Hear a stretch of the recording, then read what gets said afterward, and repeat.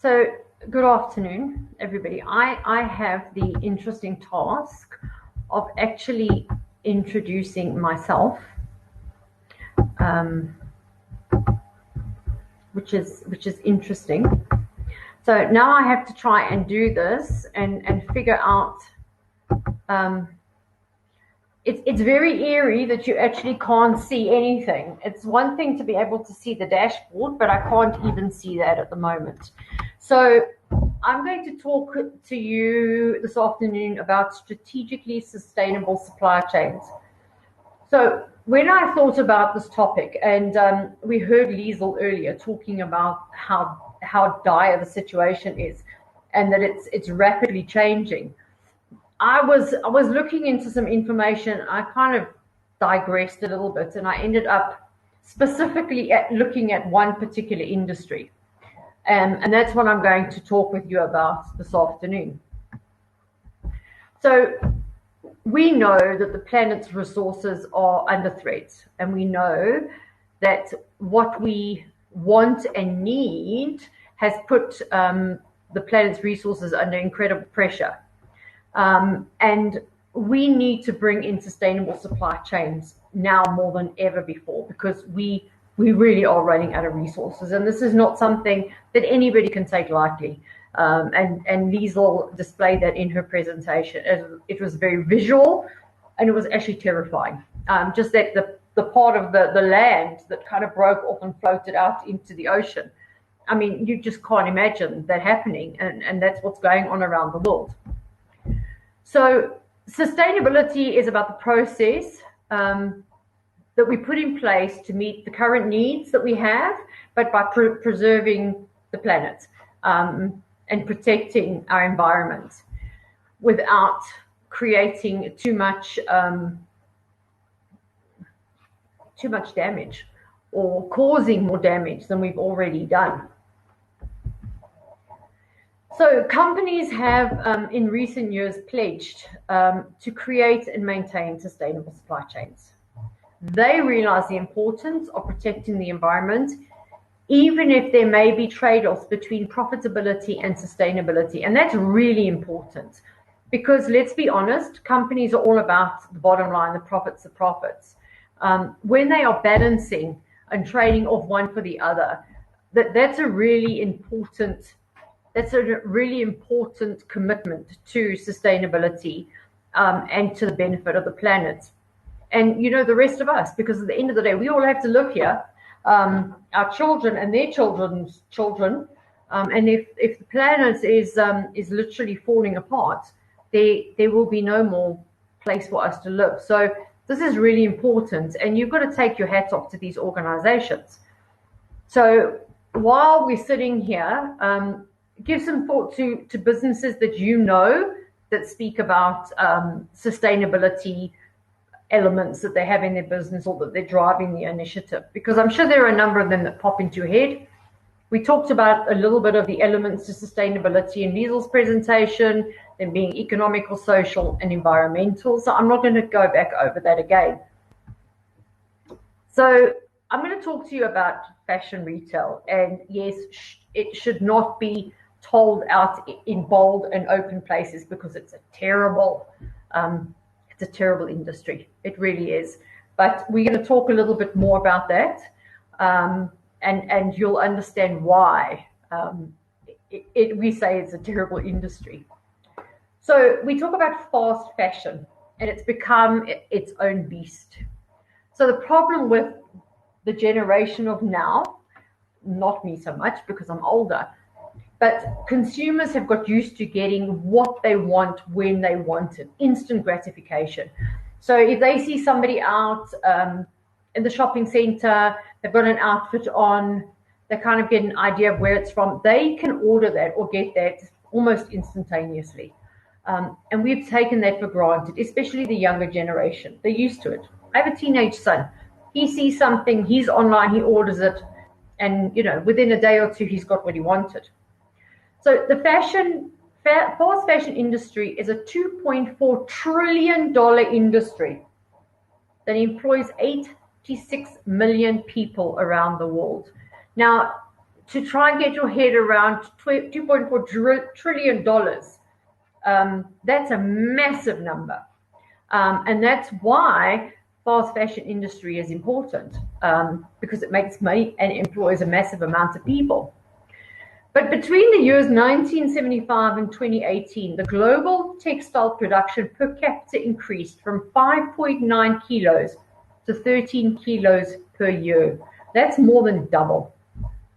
The global consumption has risen to 62 million tons of apparel per year, and is expected to rise to 102 million by 2030. We cannot afford that. If you look at what goes into the manufacturing of textiles and clothing, we cannot allow that to happen. It's absolutely devastating to the planet. So in the US, consumers now purchase one item of clothing every 5.5 days, and the item is 36% less over its life cycle. So we are buying things for the sake of buying things, and that's why it's called fast fashion, because we just buy and buy and buy. It's cheap and easy, and we need to keep up with fashion. So twice the amount of clothing is being produced than was in 2000. Twice in 2000, and that's 20 years. That's a massive growth of the need for production and to produce goods. So all that production and everything that goes into it has a serious direct impact on our planet. So that is what 2.5 trillion looks like in numbers. I had to look that up. I'm not going to lie, I have to be honest with you. So I just wanted to put it up on the screen. It is a huge number. So I know that this is something that my teenage son says all the time. I have nothing to wear. I've seen his closet. Trust me when I tell you, he's got plenty to wear. But if it's been worn a couple of times and people have seen you in it, we need something new. We need something fresh. So we've gone from 4 seasons to 51 seasons. This is what fast fashion has done. They are bringing in new stock all the time and refreshing the shelves. Now, I don't think it's as bad in South Africa as it is in the US and in Europe, but it could definitely move in that direction. I mean, it's absolutely crazy. That's a 400% increase since the 1980s. Seriously, we have a fashion problem. So the urge to sell more is what's in the DNA of the fashion retail industry. That's what they want you to do, is to buy, buy, buy. The more they produce, the more you'll buy. It stands to reason they're making money, so why wouldn't they want to do that? That's what they do. It's what they know. And there are shopaholics out there that just can't help themselves. So, there will always be people to buy and to support it. So this is where the real challenge lies, is how do we stop that from happening? So if we look at the COVID effect, some of it good, some of it not so good. So COVID drove the biggest annual fall in CO2 emissions since World War II. Emissions declined by 2.4 billion tons. So having a look at that, I think that we probably need to have a few more lockdowns, which can only serve well for the planet. I mean, if you talk about things that happened in certain countries, I think people were saying in Venice, a lot of the pollution cleared out. The skies were clearer in China, because I know it's very murky and cloudy and not so pleasant over the cities there. So it did make a difference to the planet. And we need to think about how we can embrace that and make more of it, and change whatever it is that we're doing to do that more regularly.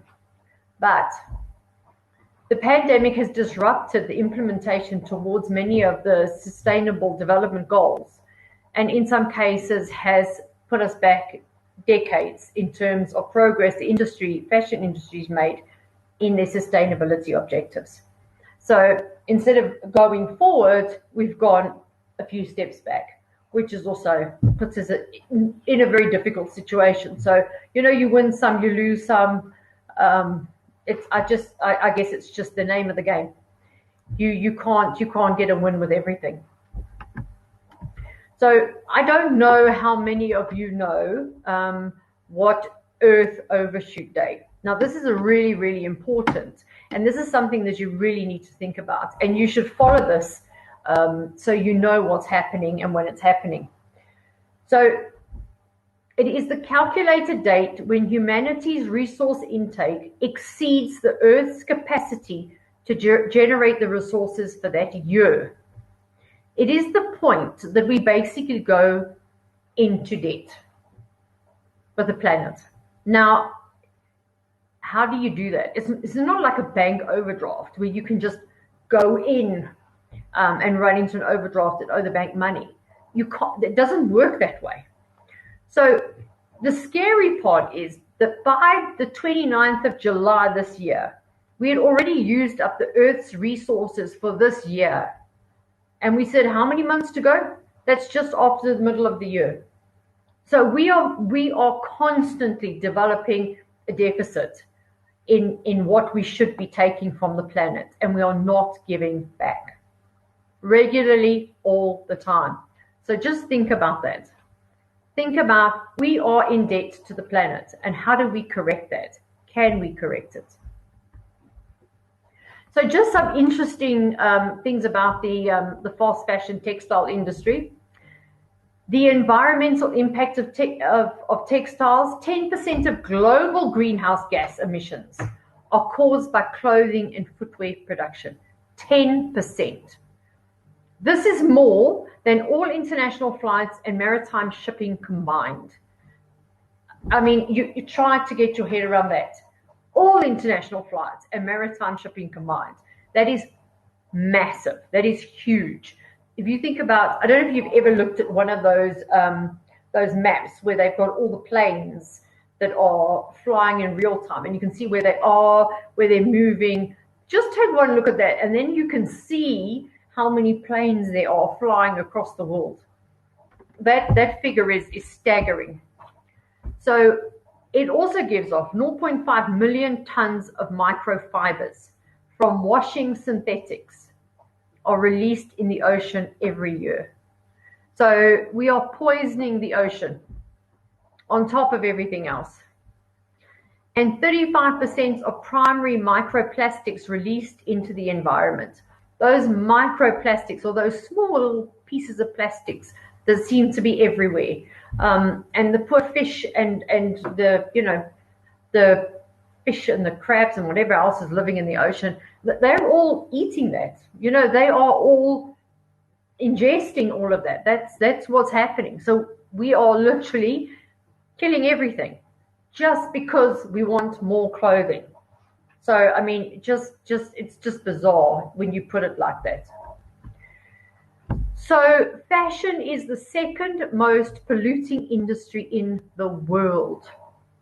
So if you go and you have a look at retail waste or fashion waste, the pictures are they're scary, and it's a really telling story. 85% of all textiles go into landfills each year. 85%. So it's not a case of seldom are they reused. They just get dumped. They just get dumped. I mean, look at these landfills are just clothing, textiles. They're not biodegradable. They just sit there. The annual value of that discarded clothing totals to greater than 400 billion, which is wasted per year. 400 billion.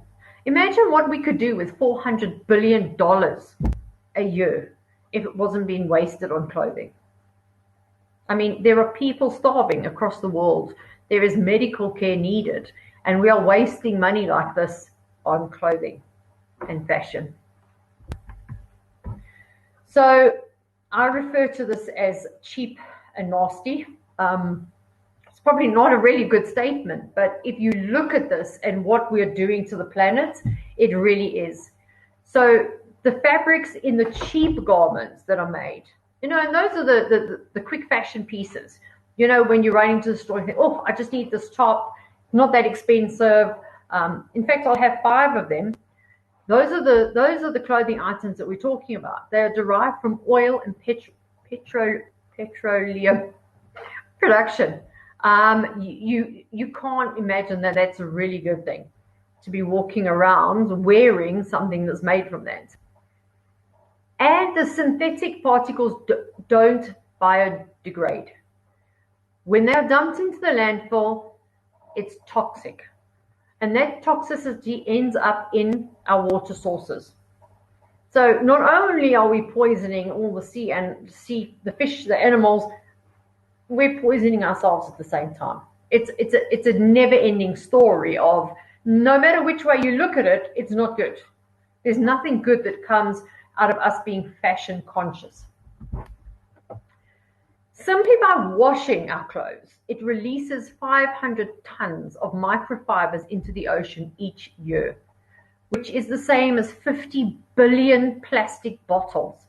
Now, you've seen pictures of the ocean and you've seen them trying to clean up all this plastic. They've come out with these little machines that skim over the water and scrape it up. There are multiple ways that we're trying to clean up the oceans and keep the plastic from there. I mean, the whales are eating the plastic, the dolphins eating the plastic. The seagulls and the turtles are getting plastic, strangled with plastic. It's just everywhere. And I'm sure it was a great idea when we started out. But looking at that now in hindsight, not such a good plan. So overall, toxic fashion contributes to 35% or 190,000 tons per year of ocean microplastic pollution. Microplastic pollution, 190,000 tons. These numbers are staggering. We're not talking small numbers. They are absolutely staggering. So I'm going to wait. I can't see what's going on behind my presentation. I can't see the dashboard. But I want you to put up your hands or send a wave based on how many of you buy purchases because of sustainability factors. Are you sustainably conscious? That's what I want to know. Are you? And if you're not, why not? So, having listened to these numbers, think about sustainability in clothing and what it means in the bigger scheme of things. So one of the things that Liesl talked about was, don't wait for more people. Start with you. Start with you now. So do consumers buy sustainable fashion? Nearly 9 in 10, 88% of consumers don't immediately trust brands that say they're sustainable. And half, 51%, believe greenwashing is common in the fashion industry. And greenwashing, unfortunately, is very, very common. And this is sad because we trust brands when they commit to sustainability and they say they're green, but they're not.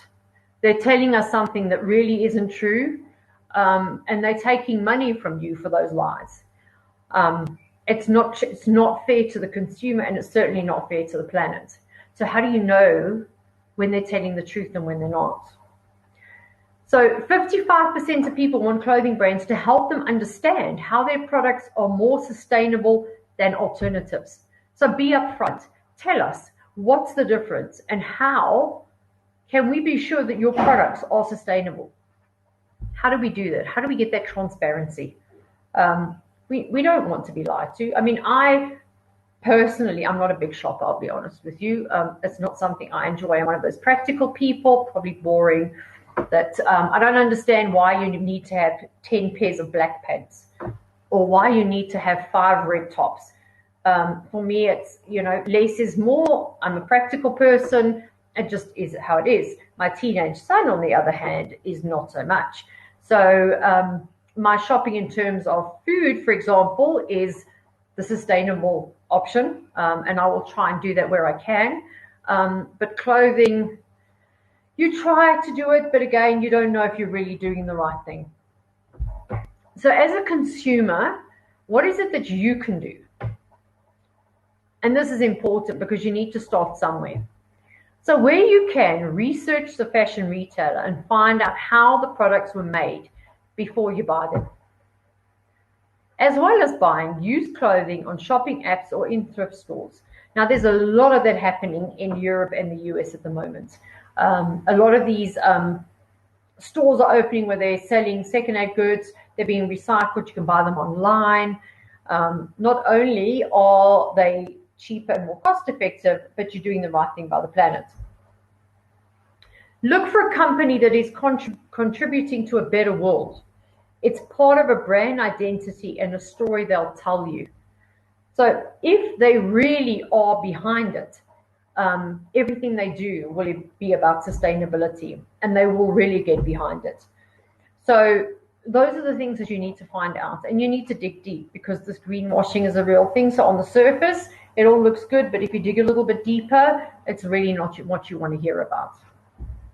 And then ask yourself, what are the real costs of the product? So looking at those staggering numbers, what does it really cost to make this shirt or this jacket or the pair of denims that you're itching to buy over the weekend? What does it cost? All of it has a cost element, and it's more a tax on the planet than it is anything else.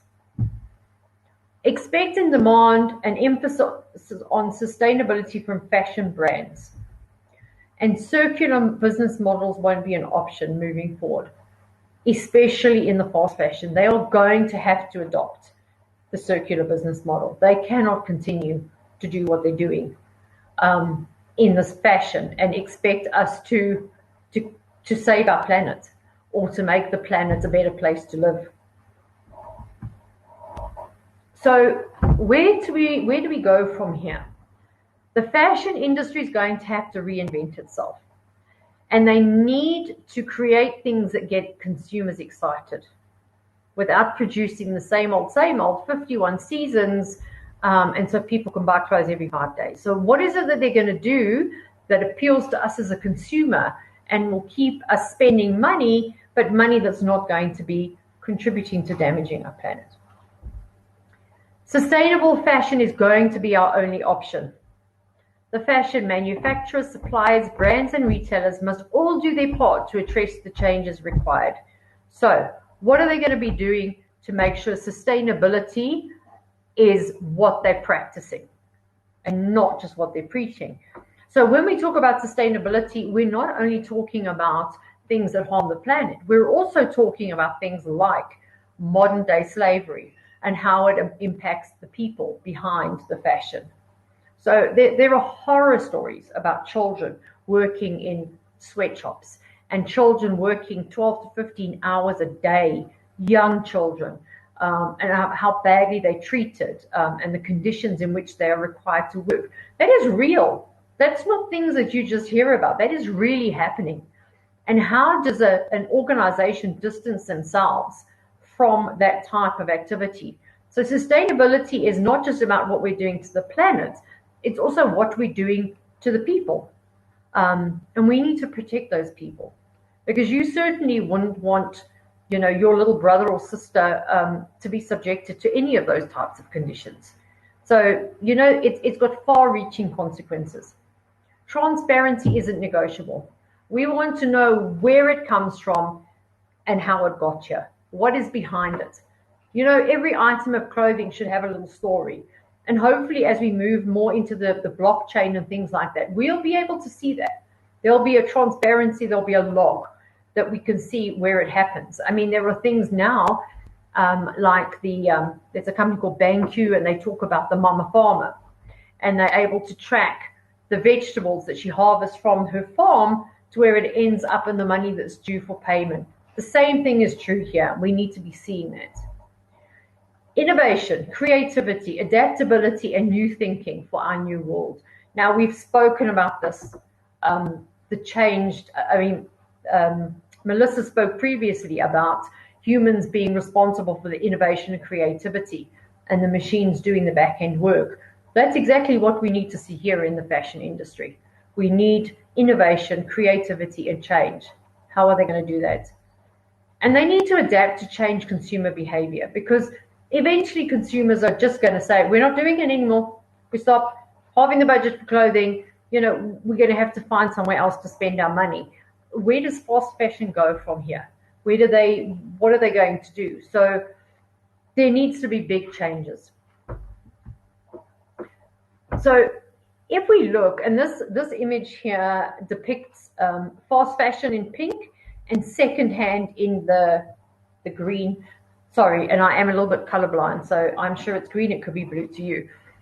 But just look at those numbers. Since 2008 to what they're projecting for 2028, massive growth in the secondhand clothing sector. So it's not a bad thing. It's a good thing. And I think that we are all at some point going to have to embrace that way of clothing, of wearing clothing.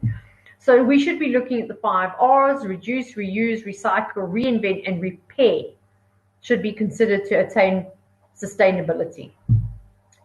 Buying used goods instead of new, extend the clothes life and reduce the garment's carbon footprint by 82%. 82%. Again, it's a big number. So there's a lot of saving to be had there. By doubling the useful life of clothing from 1 year to 2 years, saves 24% of emission. 24% of emission in 1 year, just by keeping the item for an extra year. By extending the life of clothing by 9 months, around 20 to 30% of carbon, waste, and water footprints can be reduced. I mean, I'm sure by now you kind of have an understanding of the numbers and the magnitude that we're talking about here, and how just you alone can make a difference. And I'm going to keep saying that because I want you to go away thinking about it. So my message to you is to make secondhand fashionable. Be a trendsetter. Don't follow the pack, because it's what everybody does. And that's why fast fashion is so good, because everybody wants it. Everybody wants what Joanne's got and Sibongeli's got. Why? Why don't you want to stand out from the crowd and be yourself? Why do we want to be sheep and follow what everybody else is doing? I mean, get some secondhand items and, train them up a bit. Make them different. And if you're buying quality, well-made secondhand items, I mean, the sky's the limit. You could do some really creative things. And as a young professional, somebody that's about to exit university, you could think about something in the entrepreneurial line along these lines, doing something like this. You could be importing secondhand items from Europe, doing a little bit of customization. You could create a really good business for yourself while helping the planet. So we talked about circular. We're going to have to move in terms of the circular economy. Linear economy is how we work at the moment. It's flat from one end to the other. Recycling economy has a little bit of loops in it, but the circular economy is just completely round.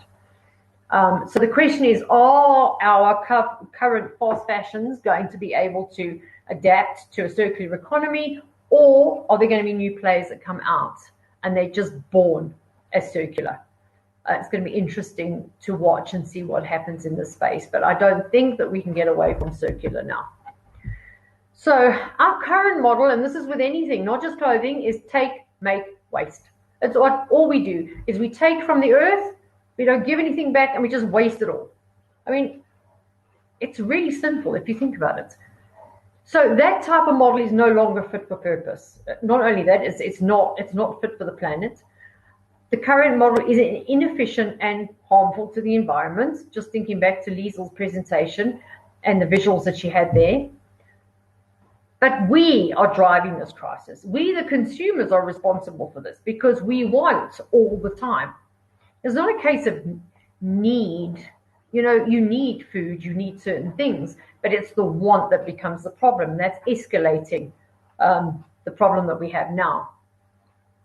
This model fuels our economies by creating jobs, revenues, and taxes.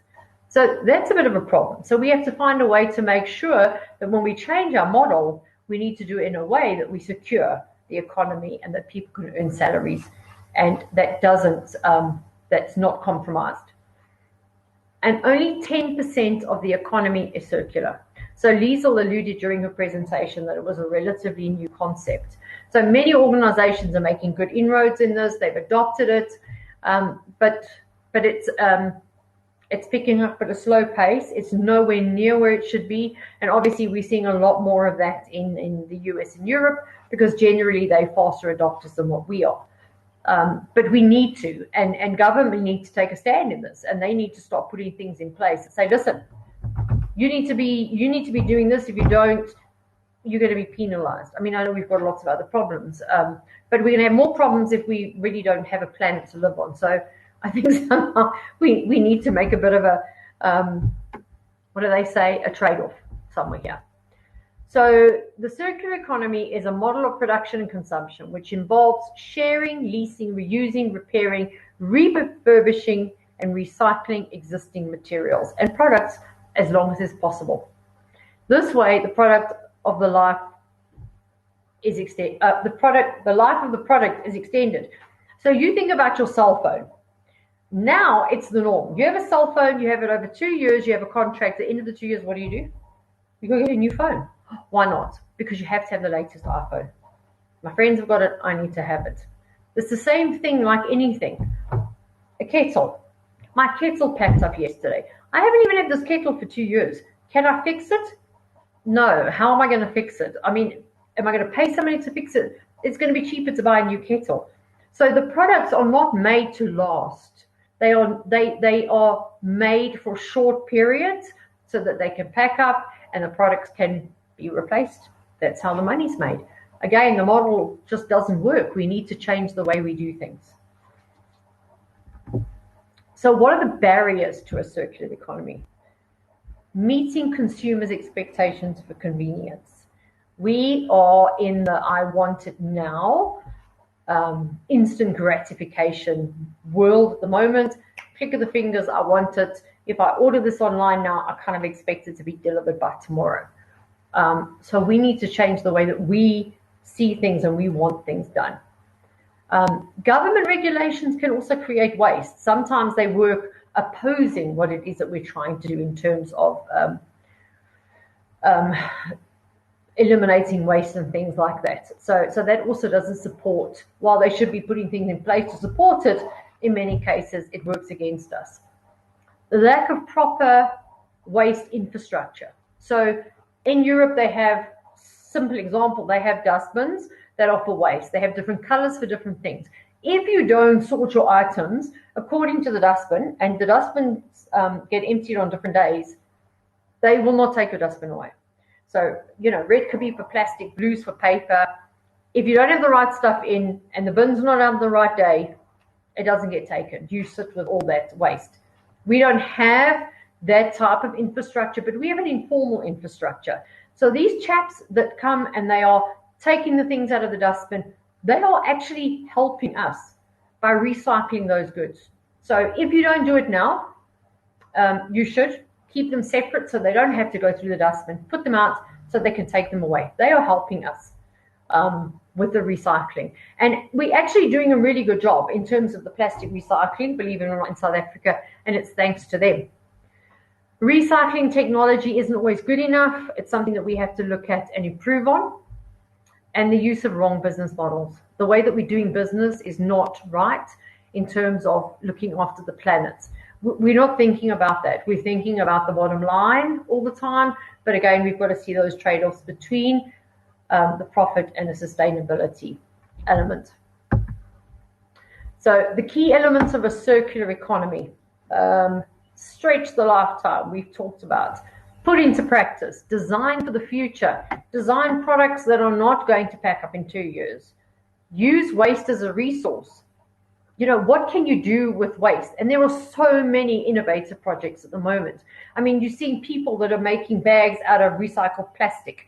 There are all sorts of exciting initiatives. There was something I saw, the chap that's doing something in one of the townships, but really innovative stuff. And we need entrepreneurs. So if you can think of something that helps the planet and makes money for you, you're onto a winner.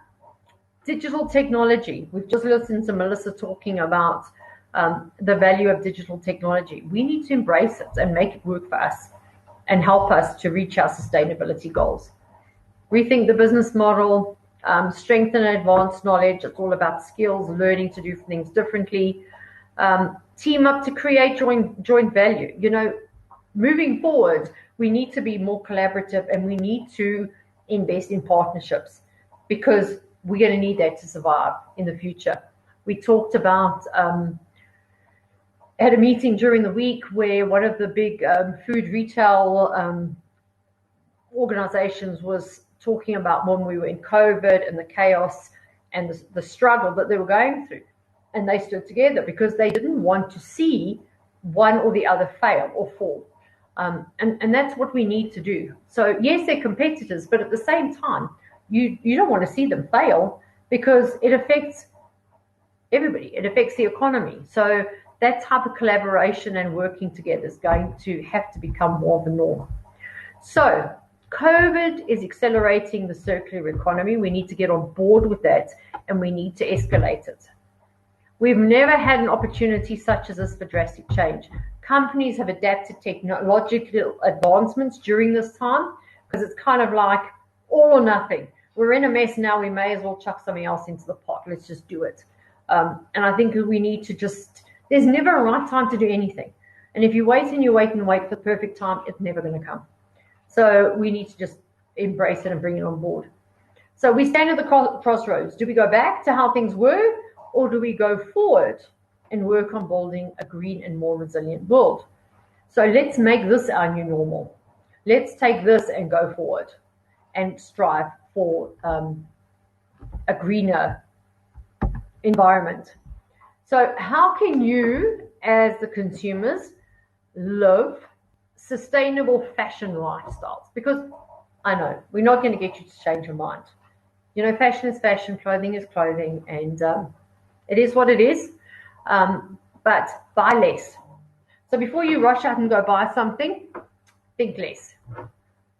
Buy higher quality items that are built to last. Buy from sustainable brands. Buy from transparent brands. Use biodegradable, non-toxic detergent that will not pollute the waterways. Seen something recently on Facebook. It literally is a slip of paper like this. You put it in the washing machine, boom, all clean and all done. Okay, I'm getting messages here that tells me I need to stop talking. So I just want to leave you with this conscious consumer. We have the power to change the world just by being careful in what we buy, rehome, regift, reuse, recycle. Educate your friends, educate your children, and you can make a difference. And here are some foods for thought. Fast fashion isn't free. Someone somewhere is paying for it. Fast fashion is destroying the planet. So I'm going to wrap it up there. Otherwise, they will throw me out of the session. Thank you for your time. And I hope, if anything else, you've taken something away that's meaningful and will make you think about how you can go forward and help to save our planet. Thank you.